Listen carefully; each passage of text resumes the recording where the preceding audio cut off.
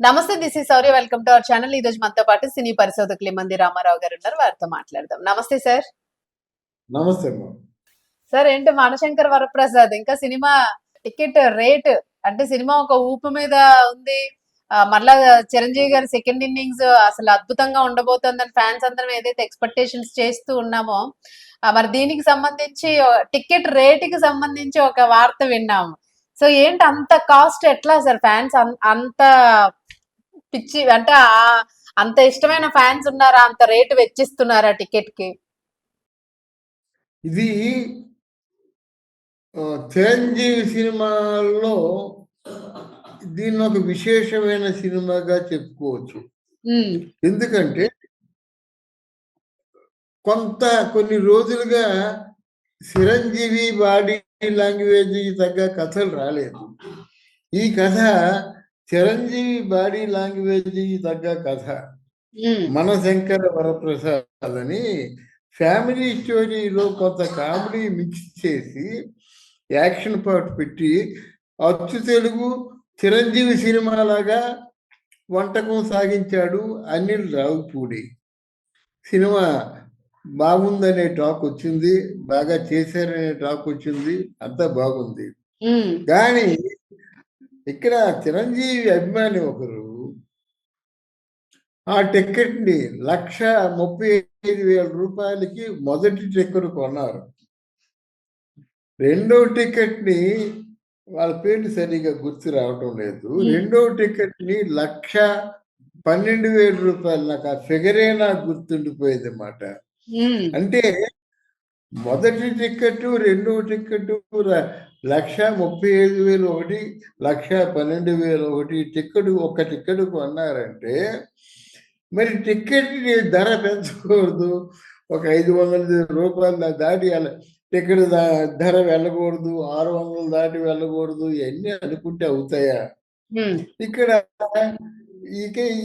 Government కి ఒక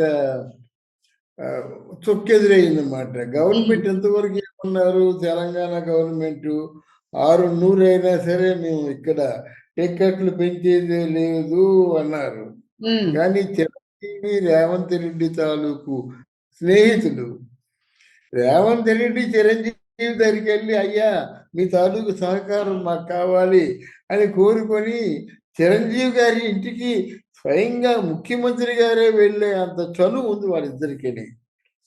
ఇప్పుడు మనశంకర వరప్రసాద్కి టికెట్ రేటు పెంచుతారా పెంచుతారా అది కావాలి. ఇంకా ఆంధ్రదేశంలో స్వయాన ఆ జనసేన పార్టీ వల్లే ప్రభుత్వం వచ్చిందనేటువంటి టాక్ ఉంది కదా. జనసేన పార్టీలో అధినేత ఎవరు? పవన్ కళ్యాణ్. పవన్ కళ్యాణ్ ఎవరు? అన్నయ్య సొంత కొడుకు లాంటి వాడు అన్నమాట. తమ్ముడైనప్పుడు కూడా కొడుకులాగా పెంచుకున్నాను. లేకపోతే నాకు తండ్రి ఎవరో నాకు తండ్రి గుర్తులేదు, కానీ నాకు మా అన్నయ్య తండ్రి, మా వదినే మా అమ్మ అనే స్లోగన్స్ తో ఉన్నవాడు పవన్ కళ్యాణ్. అక్కడికి అన్నయ్య సినిమా వచ్చి, అయ్యా బోడంత డబ్బు అయిపోయింది, ఈ టికెట్కి ధర పెంచుతారా అంటే చూస్తూ ఆ జనసేన పార్టీలో ఉన్నటువంటి దుర్గేషే సినిమాటోగ్రఫీ మంత్రి, ఆ జనసేన పార్టీ అధినేత తాలూకు అన్నయ్య వచ్చి టికెట్ ధర పెంచమంటే పెంచుతాడా పెంచడా? ఒకవేళ అంతకీ కాకపోయినట్టయితే ఒకసారి ఆ ముఖ్యమంత్రి గారిని కూడా అడిగితే బాగుంటుందనే ప్రస్తావన వస్తుంది. ముఖ్యమంత్రి గారిని అడిగితే మాత్రం ముఖ్యమంత్రి గారు కాదనగలరా? ఇది నాకు సందేహం అన్నమాట. ఇక్కడ ససేమిరా టికెట్లు పెంచమని తెలంగాణలో ఉన్నారు. అక్కడ చూస్తే ఒకవేళ పెంచారనుకోండి, దీని తర్వాత వచ్చే సినిమా ఏమవుతుంది? దాన్ని పెంచారు కదండి, అప్పుడు లేని అభ్యంతరం మా సినిమాకి ఎందుకు ఇస్తారు? ఏంటి వస్తాయి కదా. మరి ఇక్కడ సినిమాలు తీసి చిక్కుల్లో సినిమా వాళ్ళు పడతారు, కానీ సినిమా వాళ్ళు సినిమా తీస్తే చిక్కుల్లో ప్రభుత్వాలు పడే పరిస్థితి మాట. చిక్కుల్లో ప్రభుత్వాలు నో డౌట్ అట. కానీ డెఫినెట్గా పెంచుతారు. చిరంజీవి సినిమాకి టికెట్ పెంచకంటే ఎందుకుంటారు? అలాగే రాజాసాబ్ సినిమాకి టికెట్ పెంచకంటే ఎందుకుంటారు? ఆయన రాజాసాబ్ అండి, గ్లోబల్ అవును. స్టార్. ఇండియాలో మనం సగర్వంగా తలెత్తుకొని చెప్పే పేరు ఏదైనా ఉందంటే ప్రభాస్. అటువంటి ప్రభాస్ రేవంత్ రెడ్డి దగ్గరికి వెళ్ళి చూడండి, ఆ సినిమాకి ఏదో అంత బడ్జెట్ అయింది కదా, ఇటువంటి నిర్ణయాలు ఏదైనా ఉంటే మీరు ముందు చెప్పేస్తే అంత బడ్జెట్ పెట్టుకోరు వాళ్ళు, పెట్టుకున్న తర్వాత రావాలి కదా. మీరు కూడా సినిమా తాలూకు యోగక్షేమాలు ఆలోచించే మనుషులు కనుక మీతో నేను రిక్వెస్ట్ చేస్తున్నానంటే పెంచడం మానేస్తాడా? ఉమ్, తెలుగుదేశం వాళ్ళు ఇప్పుడు కూటమి ప్రభుత్వం వాళ్ళు ఎలాగే పెంచుతారు, ఎందుకంటే రాజా రాజాసాబు తర్వాత ఆయన మీద అందరికీ గౌరవం ఉంటుంది. ప్రభాస్ మీద ఎవరు యాంటీ లేరు, ఒక్కరు కూడా ప్రభాస్కి శత్రువు లేరు.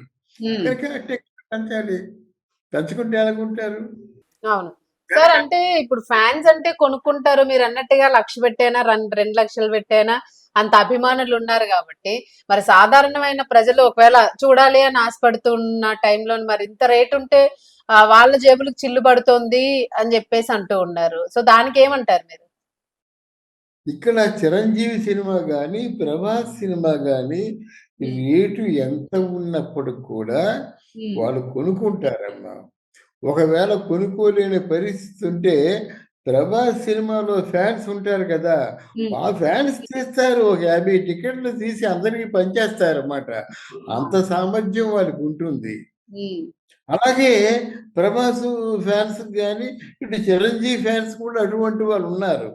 చిరంజీవికి ఈ మధ్య కాలంలో హిట్ లేదు కదా, ఉమ్, ఆచార్య ఫ్లాప్ అయిందా, దాని తర్వాత గాడ్ ఫాదర్ ఫ్లాప్ అయిందా, మరి మొన్న వాల్తేరు వీరయ్య కాస్త సక్సెస్ఫుల్ సినిమాగా పేరు తెచ్చుకుంది. అది అంత సక్సెస్ఫుల్ సినిమా కాదు కదా.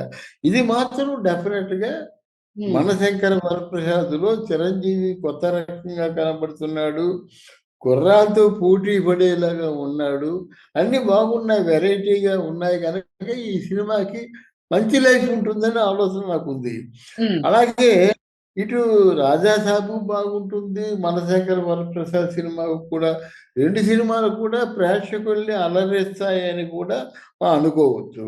ఉమ్, టికెట్ల ధర పెంచుతారా పెంచరా అంటే తప్పకుండా పెంచుతారమ్మా, ఉమ్, పెంచకుండా ఉండే పరిస్థితి రాదు.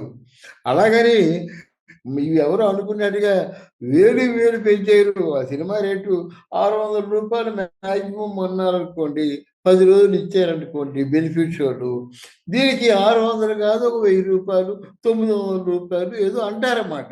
అవును. అన్న తర్వాత వీళ్ళ గవర్నమెంట్ ఫిక్స్ చేసిన రేట్లకి ప్రేక్షకుడు కొనుక్కోరు కదా, ఆ థియేటర్ వాడు కొంత తీసుకుంటాడు కదా. ఉమ్, టికెట్లు లేవయ్యా, ఎంత ఉంది కావాలంటే 600 రూపాయల టికెట్ 1000 రూపాయలు కొనుక్కో, 1000 రూపాయల టికెట్ 1500 రూపాయలు కొనుక్కో, కొనుక్కుంటే కొనుక్కో, లేకపోతే ఆల్రెడీ బుక్ చేసుకున్నారు. ఉమ్, ఉంటాయమ్మా.